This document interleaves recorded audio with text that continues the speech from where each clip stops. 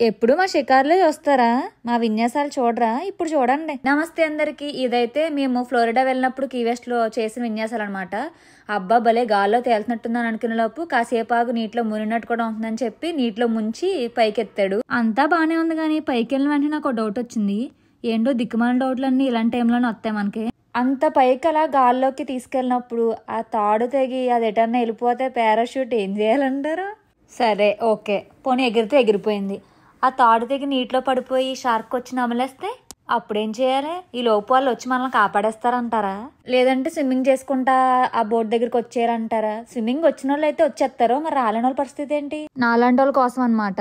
అది గుర్తొచ్చే పక్కన ఉన్న మా ఆయన అడిగాను, మీకు స్విమ్మింగ్ వచ్చని. ఆయన కాపాడుకోవడం వచ్చంట, మరి నన్నేం చేస్తారో తెలీదు.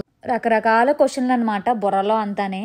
సర్లే, మనం ఇంకేం చేయలేం కదా, ఏదైతే అది అవుతుంది, ఎంజాయ్ చేద్దామని చెప్పి అలా హాయిగా రీఫ్రెషింగ్ అనిపించింది సముద్రం పైన.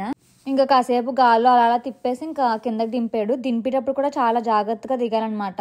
ఇంతకీ మా విన్యాసాలు మీకు ఎలా అనిపించాయి? కామెంట్ చేయండి.